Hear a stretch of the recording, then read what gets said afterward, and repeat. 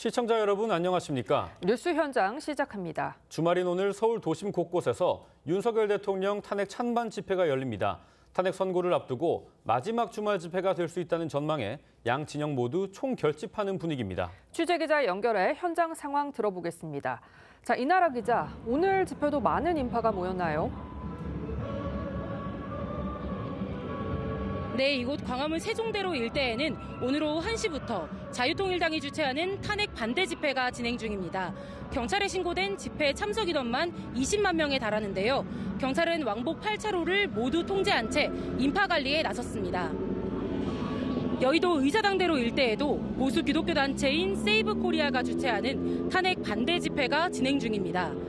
이들은 태극기와 성조기를 들고 대통령 복귀 구호를 외치며 헌법재판소의 탄핵 각하 결정을 촉구하고 있습니다.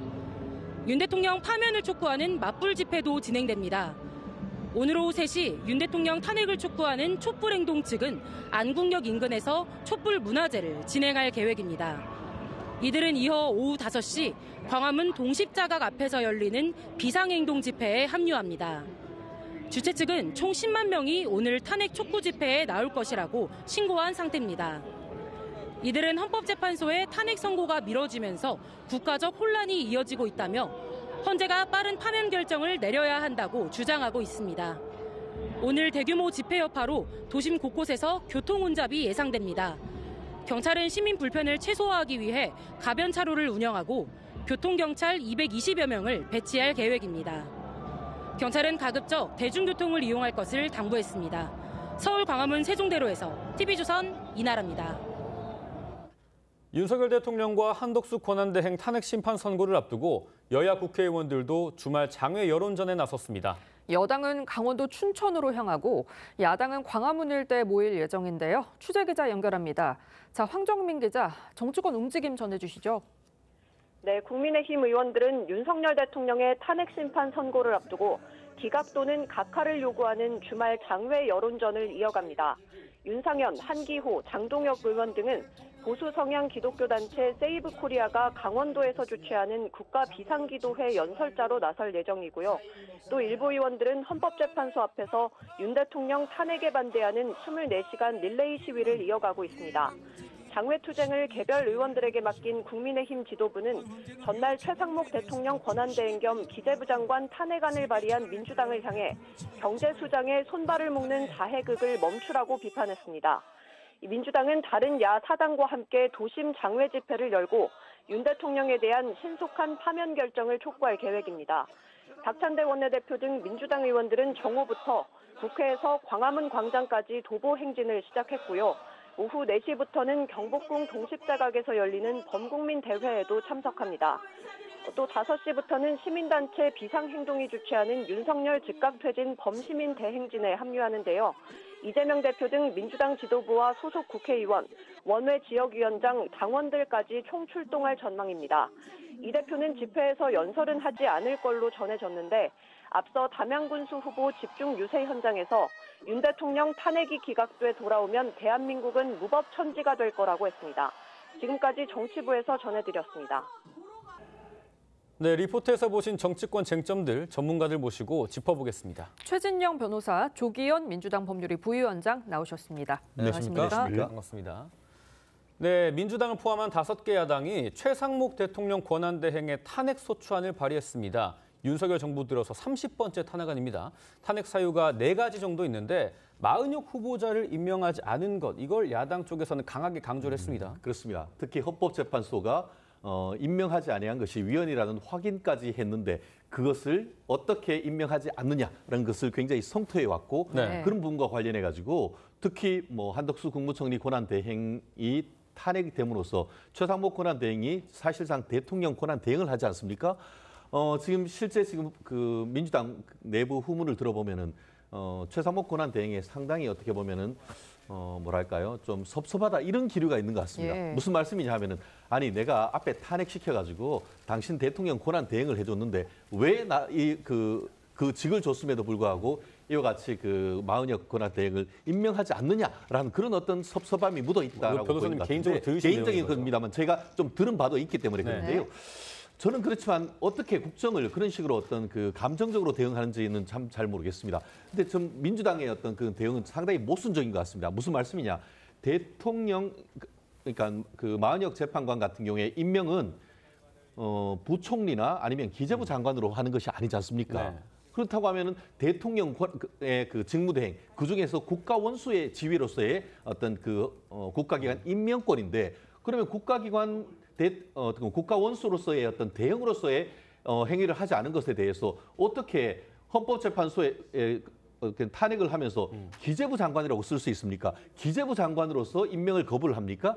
앞뒤가 맞지 않지 않습니까? 네. 본인들은 봉투에다가 대통령 권한 대행이라고 써놨다고 하면은 제가 납득이라도 하죠. 그렇지만 법조인의 한 사람으로서 민주당이 지금 얘기하고 있는 탄핵 사유와 지금 본인들이 주장하고 있는 것은 앞뒤가 맞지 않는 이런 부분이기 때문에 과연 이것이 실제로 탄핵까지 갈 것인지 아니면은 나름대로의 어떤 뭐 카드 할 때의 블러핑인지 좀 더 지켜봐야 되는 것이 아닌가 생각합니다. 네.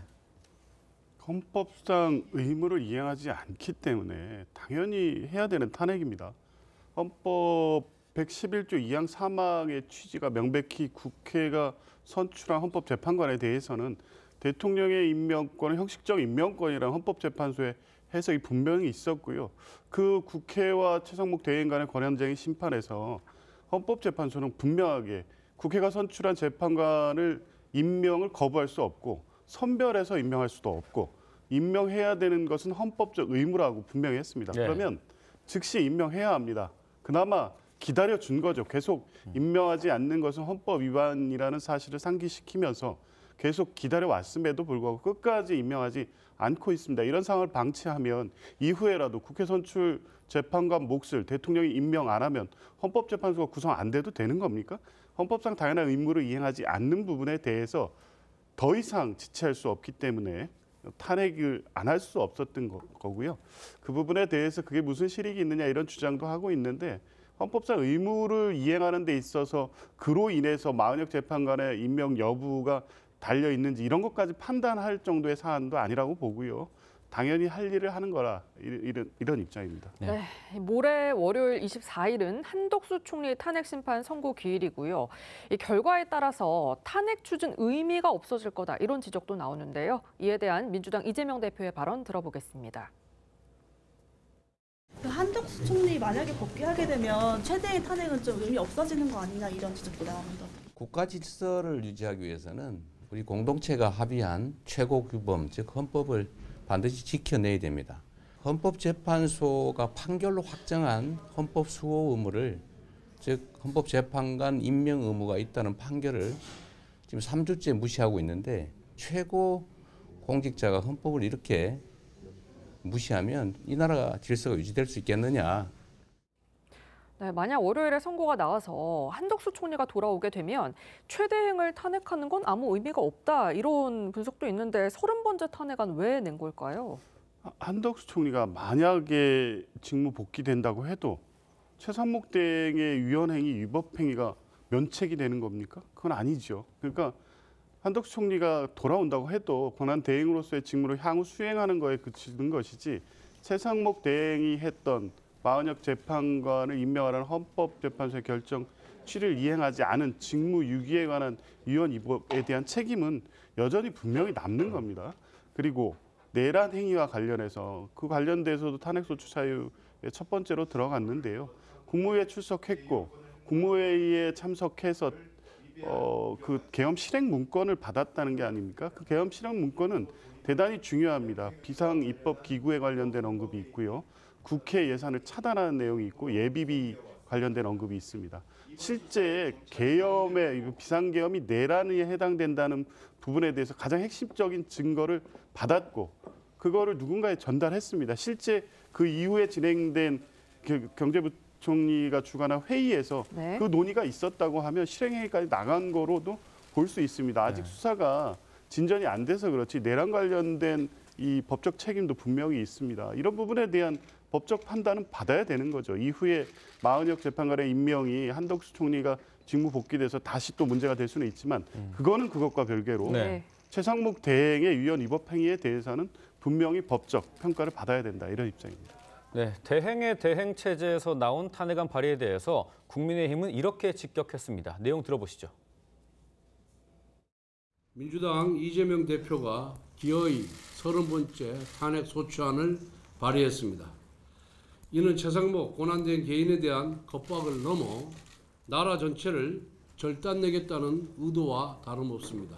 이 대표는 이제 국정을 파괴하는 테러리즘의 길로 완전히 접어들었습니다. 권성동 원내대표 얘기는 또 한 번의 탄핵소추안 발의가 테러리즘과 같다라는 거고, 야권에서도 김부겸 전 총리가 민주당의 결정이 신중하지 못했다라는 발언을 해서 눈에 띄었는데, 야권 안에서도 이번 탄핵안 발의 왜 추진하는지 모르겠다, 이런 반응이 좀 있는 것 같습니다. 그렇습니다. 단순히 무익한 것이 아니고 유해한 탄핵이다, 이렇게 얘기를 하고 싶은데요. 한 줄로 고집평가하자고 하면은 탄핵 기각 전문 정당의 과속 스캔들이다, 이렇게도 평가할 수 있지 않겠습니까? 실제 지금 그 30건이 이제 다 채웠고 그 사이에 선고된 8건이 8대 0 아니겠습니까? 그런데 그에 대한 어떤 그 유감이라든가 아니면 사과라든가 이런 표명은 없이 브레이크 없는 기관차처럼 탄핵 열차를 폭주시키는 것에 대해서는 국민의 어떤 그 눈이 두렵지 않느냐, 이런 얘기가 민주당 자체 내에서도 있는 것이죠. 실제 지난번 같은 경우는 어떻습니까? 심야 긴급 의원 총회에서 격론이 벌어졌다는 건 아니겠습니까? 그렇기 때문에 결론을 못 내고 그 부분에 대한 것은 그 지도부에 위임한다라고 하는데, 아시다시피 지금 지도부는 이재명 1국 체제 아니겠습니까? 그 지도부의 의견은 이재명 대표의 의견이라고 봐도 당연한 것이죠. 그러다 보니까 어떻습니까? 이재명 대표는 한때 이런 얘기를 했습니다. 권력은 잔인하게 써야 된다라고 얘기를 했습니다. 결국 지금은 내 대권이 먼저다. 대한민국이 먼저다가 아니고 대한민국이 먼저가 아니고 내 대권이 먼저다 아닙니까? 대한민국의 경제, 외교, 통상이 무너지건 말건 어쨌든 지금 현재의 경제부총리를 맡고 있는 사람을 쓰러뜨림으로써 실질적으로 헌법재판소를 압박하려고 하는 그런 의도가 보이는 건 아니겠습니까?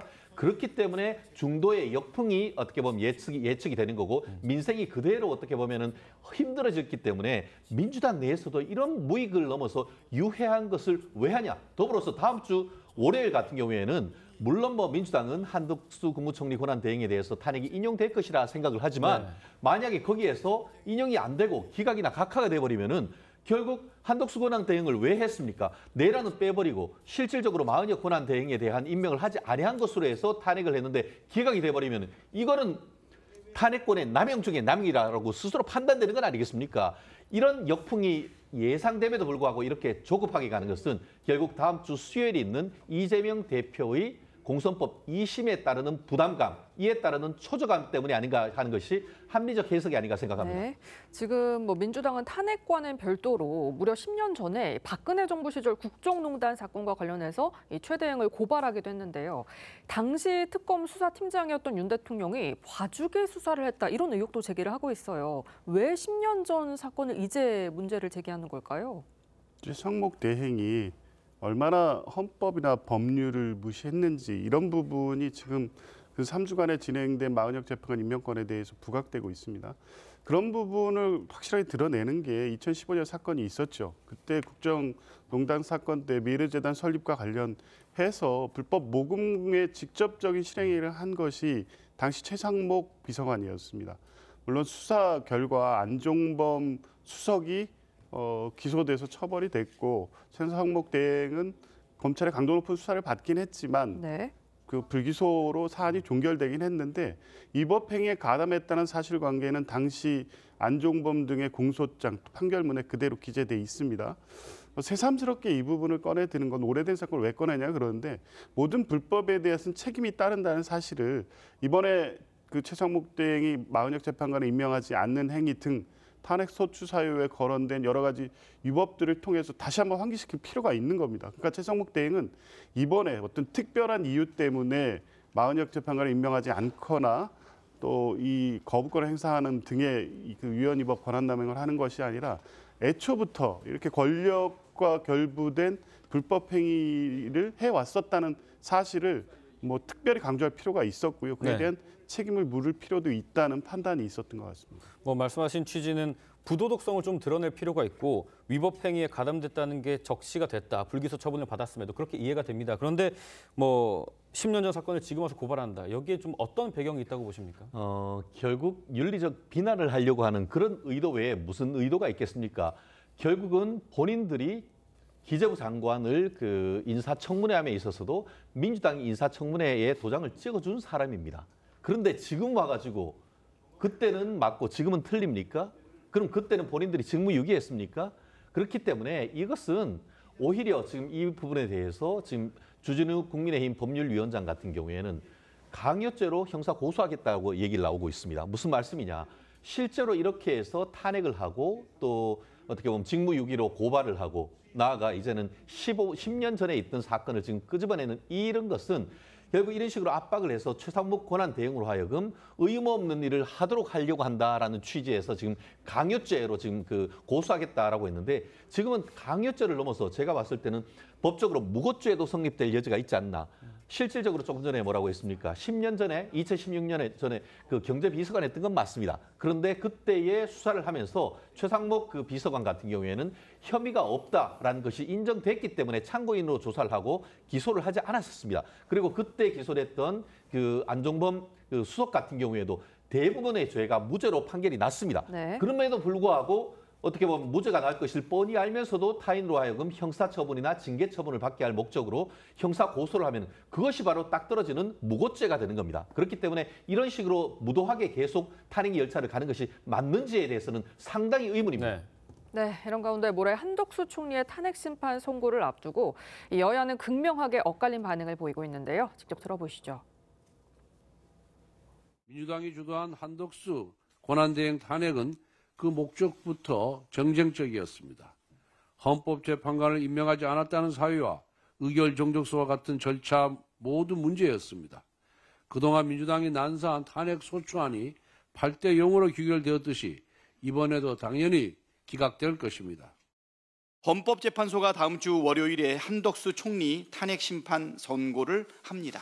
이해할 수가 없습니다. 최우선 처리하겠다고 한 윤석열은 선고 일정조차 잡히지 않았는데 한덕수 총리 먼저 선고를 한다니 이를 납득할 국민이 얼마나 되겠습니까? 헌법재판소는 왜 거북이 걸음인지 국민께서 묻고 계십니다. 네, 한덕수 총리 탄핵 심판 선고권 관련해서는 변론기일이 1차로 종결이 됐고 사안이 분명해서 기각으로 끝날 가능성이 높다 이런 전망이 좀 있는 것 같아요. 어떻게 보십니까? 기각 의견이 많이 나오고는 있는데요. 여전히 인용 가능성도 꽤 있습니다. 소추 사유 자체가 1번이 이제 내란 행위의 지원 가담이고요. 당시 국무회의에 참석을 해서 본인은 반대했다고 했지만 이미 위법한 국무회의에 같이 있었고요. 네. 내란 행위, 비상계엄 요건에 해당되지 않는다는 사실을 본인도 알았기 때문에 반대했다는 거 아닙니까? 그럼에도 불구하고 그 비상계엄이 통과되도록 하는 게 같이 있었기 때문에 지원하거나 공모했다고 볼 수 있고요. 이 부분에 대해서는 위법하다는 판단이 분명히 있을 겁니다. 두 번째, 핵심적으로 내란 상설특검을 임명하지 않은 것하고 헌법재판관 임명을 거부한 부분이 있는데 이 부분은 명백히 위헌 위법이거든요. 헌법재판소법 111조에 대해서 이번에 그 권한쟁의 심판에서 임명하지 않는 행위가 위헌이라고 판단을 하면서 헌법상 의무라는 부분을 분명히 결정문에 적어놨습니다. 그러면 당시에 한덕수 총리 역시 3인의 재판관에 대해서 임명하지 않고 있었고 당시만 해도 3인을 임명하지 않을 경우에 헌법재판소가 정상적인 심리를 할 수 없는 상태였습니다. 그런 걸 고려해 보면 최상목 대의 이번 권한쟁의 심판에 대한 그 부분 판단보다 훨씬 헌법 위반, 법률 위반의 정도가 중대하다고 볼 수도 있거든요. 그러면 파면에 이를 정도의 사유에 되느냐 안 되느냐가 결국 마지막 그 고민 검토 부분일 텐데 기각의 가능성이 높다고들은 하지만 법률, 헌법 위반의 이 사실관계는 분명히 있고 파면에 이를 정도의 사유라고 볼 여지도 분명히 있기 때문에 실제 결정이 날 때까지 결과는 지켜봐야 될 것 같습니다. 네, 그런데 한덕수 총리 사건 선고 쟁점 일부는 윤 대통령 탄핵 심판 쟁점과도 일부 겹치고 있는데 한 총리의 선고 결과가 윤 대통령 탄핵 심판 선고에 일종의 힌트가 될 수도 있을까요? 일부 법조인들은 그렇게 예측도 하기도 하는 것 같습니다. 한마디로 한덕수 권한 대행의 탄핵이 미리 보기 윤 대통령에 대한 탄핵 결정이 아니냐 하는 그런 의견인데 그 이유는 결국은 그 비상계엄 자체가 내란죄가 성립되는지, 그랬을 때에 내란죄의 수괴와 중요임무 종사자는 공범이다 보니까 만약에 이 그 비상계엄 자체가 위법이다라고 판단할 경우에는 그것은 윤 대통령에 대한 판결에서도 위법이다 판단하지 않겠냐는 그런 어떤 의견이 있었는데요. 네. 그러다 보니까 한덕수, 윤석열 같이 한꺼번에 판단하지 않겠냐 하는 얘기가 나왔던 배경이 바로 그거였습니다. 네. 그럼에도 불구하고 달리 하면서 다음 주 월요일로 먼저 한 총리에 대한 것을 한 것은 미리 보기가 될 가능성은 현저히 낮아졌다. 네. 무슨 말씀이냐? 제 나름대로의 법조인으로서의 어떤 그 견해는 뭐냐면은 소재기 절차, 탄핵 절차에 문제가 있었기 때문에 실체적 사유, 5개 사유에 대해서는 터치할 필요 없이 절차 자체가 잘못됐기 때문에 더 나아가 살필 필요 없이 이의 없다고 이 사건 심판 청구를 각하할 가능성이 높다고 봅니다. 네. 무슨 말씀이냐? 아시다시피 대통령 권한 대행에 대해서 탄핵은 헌법재판소 주석서에 따를 때 그 자리가 아닌 대통령 권한 대행의 요건으로 탄핵을 해야 된다고 나와 있단 말이에요. 그런데 이번에 우원식 국회의장 같은 경우에는 본인 스스로 판단을 해서 150석 이상이면 된다라고 해서 판단을 해버리면서 탄핵해버렸지 않습니까? 그러면은 그와 같은 국회의 어떤 소추 의결 절차에 중대한 위법이 있기 때문에 실체적 진실을 밝힐 필요도 없이 절차적으로 이것은 각하해버리면, 그렇게 되면은 이 그 비상계엄이 위법한지 어떤지 판단할 필요도 없어져 버린 것이죠. 네. 그렇기 때문에 결국은 같이 판단하지 않고 별도로 먼저 한덕수 국무총리에 대한 탄핵을 하는 것이 아니냐라는 해석을 충분히 가능합니다. 그렇기 때문에 만약에 각하한다고 하면은 미리 보기라고 할 수는 없겠지만 인용한다거나 아니면은 기각한다 하더라도 좀 전에 말씀하신 것처럼 네. 비상계엄의 위법을 판단한다고 하면은 미리 보는 점 약간의 힌트를 얻을 가능성도 뭐 여전히 배제할 수는 없다고 봅니다. 네. 네, 한덕수 총리의 탄핵 심판 선고가 24일에 나옵니다. 저희가 시기를 좀 돌려보면 헌재에서는 윤 대통령 건을 최우선 순위에 두겠다라고 했는데 이제 한덕수 총리 건이 더 빨리 선고가 나는 겁니다. 이렇게 윤 대통령에 대한 탄핵 심판 선고가 늦어지면서 여야가 헌법재판소 앞에서 뜨겁게 여론전을 펼치고 있습니다. 그 장면 모아봤습니다. 한번 보시죠. 8시 반부터 기다렸어요. 여기서 8시 반에 쉬고 그래서 우리 9시 20분에 또 잡아놨다니까요. 아니 이미 다 준비 다 했다니까 우리는. 아니 준비를 해도 아니야 여기서 이러지 맙시다. 우리가 9시 하기로 언론에 공지돼 있으니까 하고 비켜. 아니 그 자리에서 하시면 되지 왜. 탄핵 공작, 내란 몰이를 한 진실이 명백히 드러났으므로 대통령에 대한 탄핵 청구는 기각되는 것이 당연합니다. 이리 보나 저리 보나 각하하는 것이 맞다는 것을 다시 한번 말씀드립니다. 즉각적으로 윤석열의 파면을 선고해 주십시오. 헌법과 법률에 맞았느냐 안 맞았느냐를 심판하면 되는 겁니다. 그것을 심판하는데 이렇게 옹달거립니까? 네, 지금 헌재 앞에서 여야 의원들 자리 다툼에 신경전까지 벌이고 있는데 또 얼마 전에 계란 투척 사건도 있었잖아요. 상당히 과열되는 분위기예요. 그렇습니다. 있어서는 안 될 일들이 반복되고 있습니다. 특히 본인과 정치적 입장을 달리한다는 이유로 폭력 행사를 하는 일들이 빈번하게 벌어지고 있습니다. 물론 개인에 대해서 계란을 던진다거나 또 이재정 의원에 대한 폭행과 같은 사건처럼 직접적 폭력을 행사하는 경우도 있지만 이런 출발이 지금 시간을 거슬러 올라가면 서부지법 난동 사태부터 시작됐다고 보여집니다. 이 구호나 주장이 과격할 수는 있지만 그게 폭력행위로 나아가서는 안 된다는 것은 여야를 막론하고 정치권이 같이 목소리를 내야 되는데 서부지법 난동 사태 이후에 국민의힘 측에서는 오히려 그러한 분위기를 정치적 타당성이 있다는 이유로 옹호하는 입장을 취했습니다. 그리고 그 이후에도 이번에 계란 이 테러와 관련해서도 이게 자작극이니 이런 극우 유튜버들의 얘기를 가감없이 그대로 인용하면서 마치 이게 민주당 의원들이 만들어낸 사실처럼 주장하고 있습니다. 네. 금도가 있어야 되죠. 그리고 이런 상황을 이런 방식으로 왜곡하거나 방치할 경우에 만약 윤석열 대통령에 대한 선고 결정이 내려질 경우에 그 이후에 이 발생될 수 있는 여러 가지 위험성은 더 커지고 예측 불가능한 상황으로 갈 수 있습니다. 네. 이 부분 적어도 최근 며칠 사이에 발생한 몇 건의 폭력 행위에 대해서는 그 국민의힘도 절대 있어서는 안 되고 대통령 탄핵에 반대한다고 하더라도 평화적으로 자기의 의사를 표현해야 된다. 예. 정치인에 대한 테러는 절대 안 된다. 이런 입장에 같이 힘을 실어주는 게 맞다고 봅니다.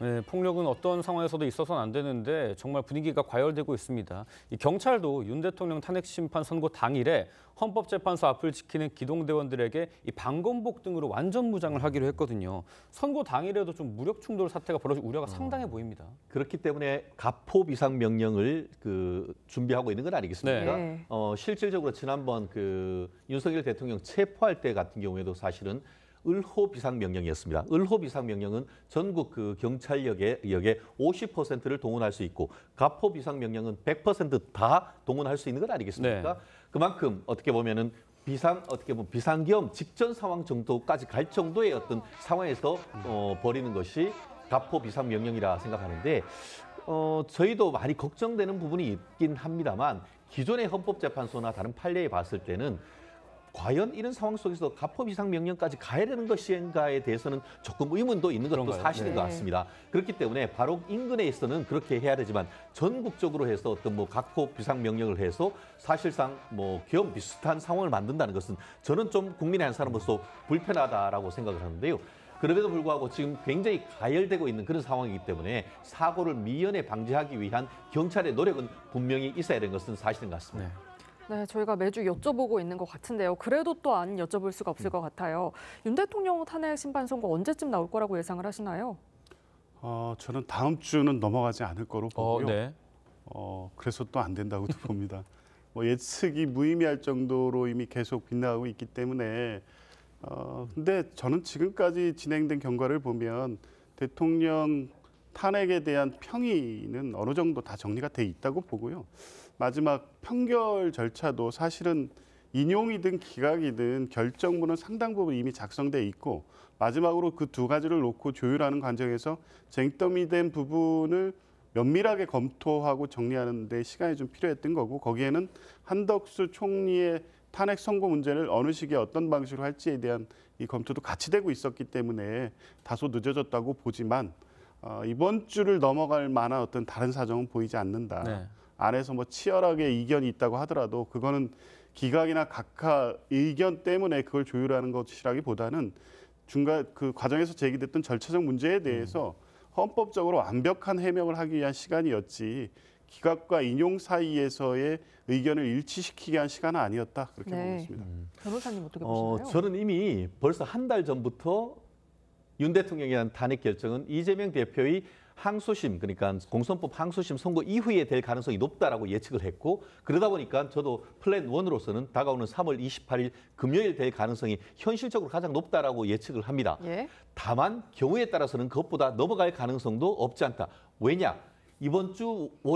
다음 주 월요일 날 한덕수 권한 대행을 만약에 기각이 된다라고 기각해서 한덕수 권한 대행이 이 권한 대행으로 돌아온다라고 할 경우에는 사실 빠른 시간 내에 어떻게 보면 국정과 대외 관계에 있는 부분도 회복될 가능성이 높습니다. 그렇게 되면은 헌법재판소에서도 내부적으로 이 부분을 조금 더 여유를 갖고 심리를 할 가능성이 있거든요. 만약에 그렇게 된다고 하면은 경우에 따라서는 4월 18일 이전, 그러니까 현재의 문영배, 이정미 재판관 두 분이 임기가 끝나기 전 어느 무렵 이미선 재판관. 그렇죠. 이미선 재판관 임기가 되기 전인 그 어느 때 4월 초쯤 선고될 가능성도 여전히 있기 때문에 아직까지 단정적으로 언제가 될 것이다라고 얘기하기는 아직 섣부른 것이 아닌가 생각합니다. 알겠습니다. 정말 언제 나올지 알 수가 없습니다. 지금까지 정치권 쟁점 짚어봤습니다. 두 분 말씀은 여기까지 듣겠습니다. 감사합니다.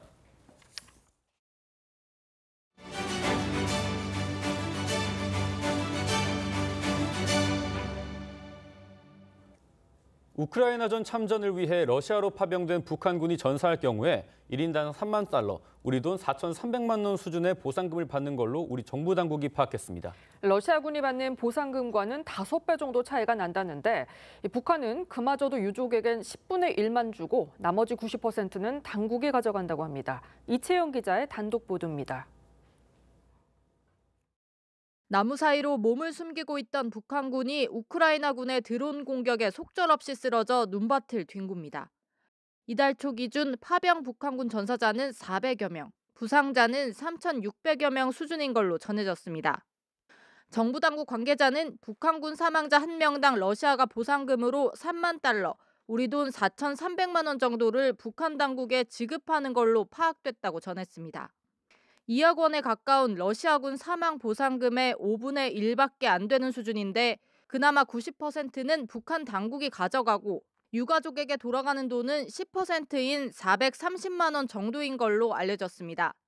파병 사실을 가족들에게도 대부분 알리지 않은 상황이라 그마저도 제대로 전달되는지 불투명합니다.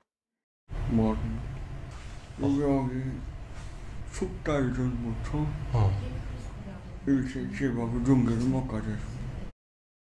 지난해 10월 11,000여 명을 쿠르스크에 보낸 북한은 1,500여 명을 추가 파병했고 여기에 3,500여 명이 극동 지역 5곳에서 3차 파병을 위해 훈련 중인 걸로 전해졌습니다.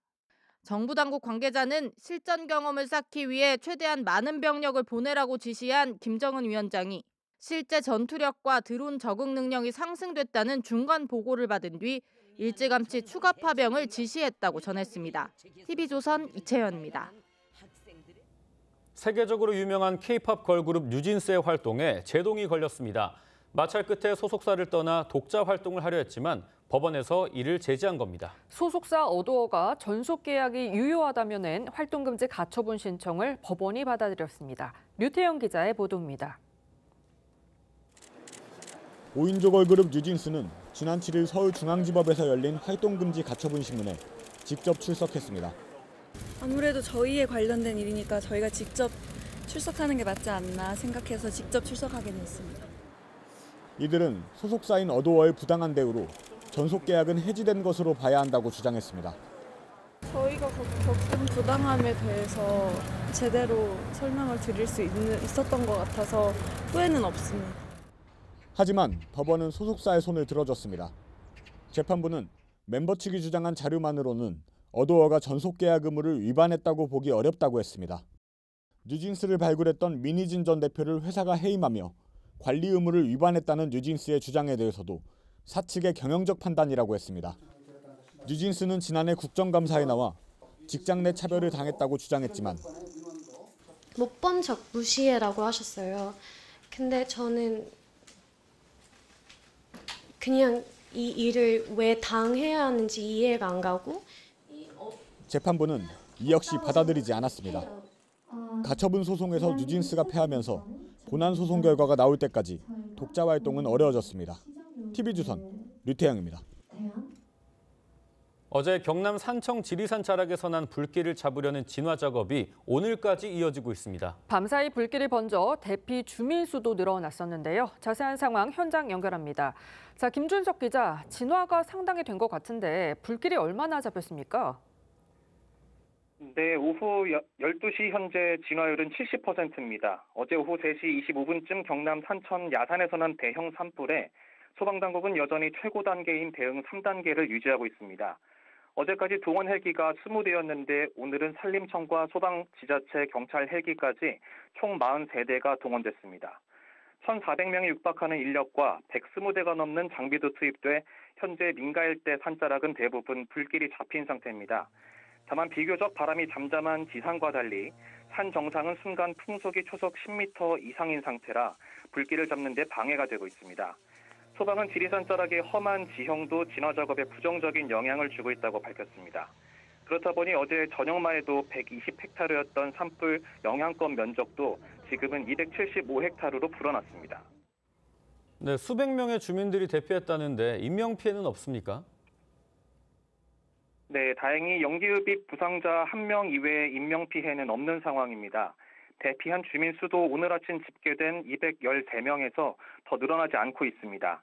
주민들은 사고 지점에서 약 10km 떨어진 한 연수원에 대피한 상태인데요. 소방과 산림당국은 해가 지기 전 주부를 잡는 걸 목표로 진화 작업을 이어가고 있습니다. 한편 오늘 오후 12시 17분쯤 경북 울주군 온양나들목 인근 야산에서 산불이 발생해 소방헬기 3대와 차량 10대 등이 투입돼 진화 중입니다. 아직 인명피해는 확인되지 않았고 산불 연기로 인해 인근 부산-울산 고속도로 울산 방향 일부가 한때 통제됐습니다. 보도본부에서 TV조선 김준석입니다.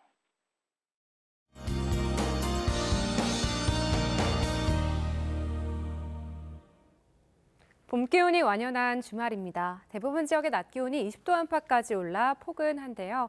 내일은 오늘보다도 기온이 더 오르겠습니다. 다만 크게 벌어지는 일교차에는 유의해 주셔야겠습니다. 날이 포근해지니 먼지가 말썽인데요. 국외 미세먼지가 유입되면서 오늘 서쪽 지역의 대기질이 탁하겠고요. 내일도 탁한 대기 상황이 이어지겠습니다. 동쪽 지역을 중심으로는 대기가 건조한 가운데 강풍특보가 발효 중인 동해안에서는 바람도 강하게 불고 있습니다. 전국에 산불 위기경보 주의 단계 보이고 있는 만큼 불이 나지 않도록 조심하셔야겠습니다. 내일도 일교차 큰 날씨가 예상됩니다. 아침에 서울이 7도, 강릉 10도로 오늘과 비슷하겠고요. 한낮에는 전주가 24도, 대구 25도까지 오르겠습니다. 올해 월요일에는 전남과 경남 남해안 제주도에 비가 내리겠고 주 중반에는 전국에 비 소식이 있습니다. 날씨였습니다. 네, 3월 22일 토요일 TV조선 뉴스 현장은 여기까지입니다. 함께해 주신 여러분 고맙습니다.